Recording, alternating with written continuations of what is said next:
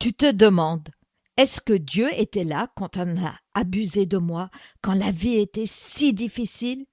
Pourquoi a-t-il permis cela?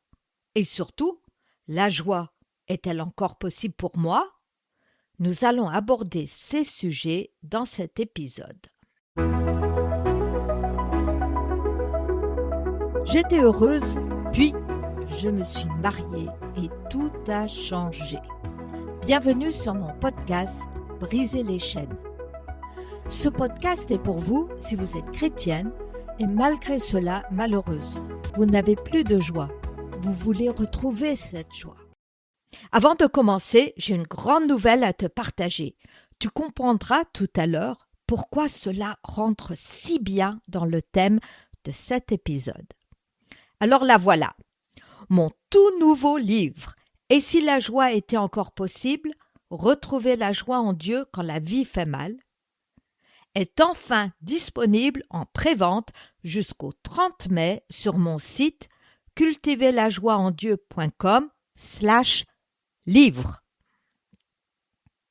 Alors, en 2003, j'avais vécu les pires 7 années de ma vie et ne voyais aucune issue à l'horizon. J'avais 2 possibilités. Soit baisser les bras et me laisser aller à la dépression et continuer de tout subir, ou faire quelque chose pour m'en sortir. Je décidai donc de faire une étude approfondie dans la Bible et dans des livres de psychologie pour essayer de trouver des recettes pour obtenir ce que nous voulons tous, le bonheur. Mais je devais justifier toutes ces heures passées à effectuer ces recherches. J'ai donc décidé de créer un spectacle de ventriloquie que je pourrais présenter dans des églises. Mon mari était OK avec cela, car c'était pour mon travail et ces heures seraient rentabilisées. Être rentable était très, très important pour lui. J'ai découvert que le bonheur ne dépend pas des circonstances, mais de notre attitude. J'ai commencé à mettre en pratique. Puis, en l'espace de 2 semaines, ma mère est décédée, mon frère a été hospitalisé d'urgence, le moteur de la voiture est mort, une fille renvoyée de l'école pour maux de ventre et le chien qui se sauve se bagarre avec le chien de la voisine. La nounou ne peut pas garder la petite pendant 10 jours et toujours en arrière-plan les mêmes problèmes. Mais le timing de Dieu était parfait.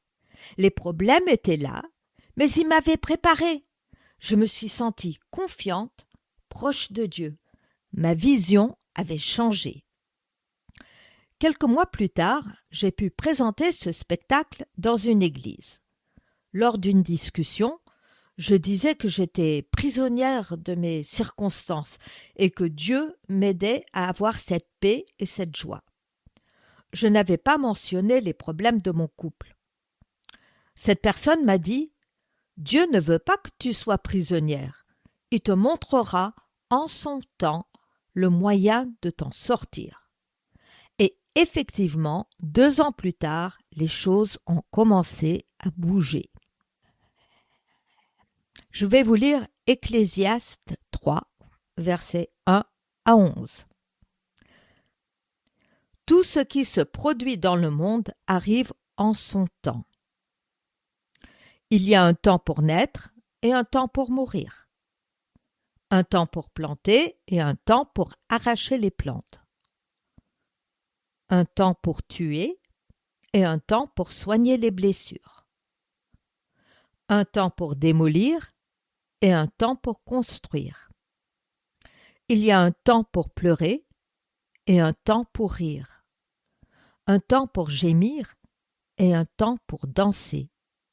Il y a un temps pour jeter des pierres et un temps pour les ramasser.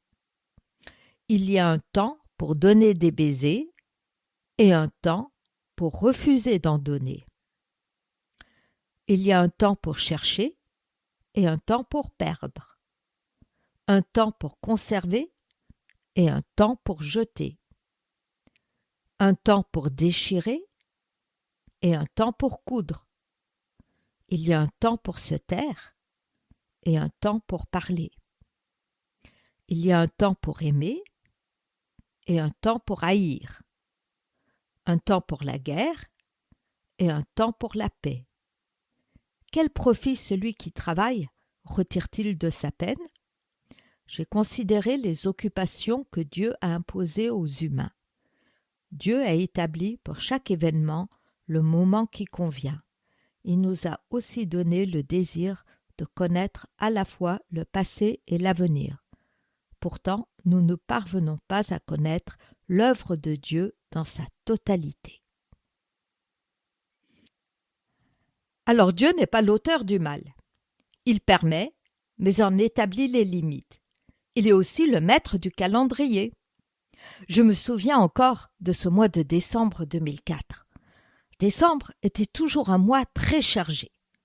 Jusqu'à 24 spectacles dans les 15 premiers jours, avec tous les arbres de Noël dans les comités d'entreprise, les fêtes de village et les écoles offrant un spectacle à leurs élèves. Parfois, j'avais un spectacle le matin, puis faisais 2 heures de route pour un spectacle dans une autre école, puis encore 2 heures de route pour un spectacle dans un comité d'entreprise. Mais cette année-là, j'étais perplexe. Je n'étais jamais obligée de partir avant 7 heures et j'étais toujours de retour avant 19 heures. Cela n'était jamais arrivé avant. Mais Dieu savait. Mon chien a eu le tétanos et je devais lui faire des piqûres exactement 12 heures d'écart pendant 3 semaines. J'ai pu prendre soin de mon chien. J'ai vu que Dieu savait et avait tout prévu des mois à l'avance. Depuis, j'ai pu vérifier nombre de fois que c'est lui qui contrôle le timing. À chaque fois, je suis touchée par son amour, son attention à tous ces détails de ma vie. J'aime ce verset 11. Dieu a établi pour chaque événement le moment qui convient. Il avait prévu tous les spectacles au bon moment. Il nous a aussi donné le désir de connaître à la fois le passé et l'avenir. Pourtant, nous ne parvenons pas à connaître l'œuvre de Dieu dans sa totalité. Quand on pense à la complexité de gérer le timing pour une famille, mon emploi du temps a des conséquences sur celui de mes enfants et le leur sur le mien et sur celui de leurs amis, etc. Et malgré cela, Dieu peut tenir sa promesse pour chaque croyant qui a existé, qui existe et qui existera sur cette terre. Romains 8, 28 affirme « Nous savons que toute chose contribue au bien de ceux qui aiment Dieu, de ceux qu'il a appelés selon son plan. » En avril 2023, j'ai eu un accident de travail. Je me suis cogné la tête sur une barre métallique. Résultat, un trauma crânien. Après 2 ans de rééducation, il me reste encore des séquelles. Je ne peux plus faire de spectacle. Les multitâches sont impossibles et pour la ventriloquie, il faut penser à 7 choses en même temps. J'ai parfois des problèmes d'articulation et ne supporte pas certains bruits comme des applaudissements. J'ai dû changer de métier. C'est dur, car j'aimais beaucoup ce métier, j'aimais le public. J'ai demandé à Dieu, « Que veux-tu que je fasse ?» Sa réponse ? L'histoire où Jésus guérit un démoniaque qui veut le suivre. Mais voici la réponse de Jésus dans Marc 5, 19. Jésus ne le lui permit pas, mais il lui dit « Va dans ta maison, vers les tiens, et raconte-leur tout ce que le Seigneur t'a fait et comment il a eu pitié de toi. » Dieu a permis que je vive des choses difficiles, afin de pouvoir encourager d'autres à trouver leur joie en lui. Je lui ai obéi, et ce podcast a vu le jour quelques mois plus tard. Et mon livre, qui parle justement de retrouver cette joie, sortira le 30 mai. Vous pourrez le trouver sur Amazon. Mais si tu le précommandes avant le 30 mai, je t'enverrai le livre dédicacé avec quelques petites surprises. Tu peux le précommander avec ce lien cultiverlajoiesendieu.com/livre. Je vais prier. Merci Seigneur de ce que tu es ce Dieu tout-puissant, qui connaît tout. Merci de ce que tu contrôles les timings des événements qui touchent chacune de mes auditrices. Je prie que tu puisses les aider à te faire confiance, que tu sais ce que tu fais. Que tu les consoles dans leurs moments difficiles. À toi la gloire, Seigneur Jésus. Amen. Ce podcast est là car Dieu m'a demandé de le faire. Mon désir est que tu puisses être béni, encouragé par les différents épisodes. Que tu saches que Dieu tient tout dans sa main, qu'il tient ses promesses.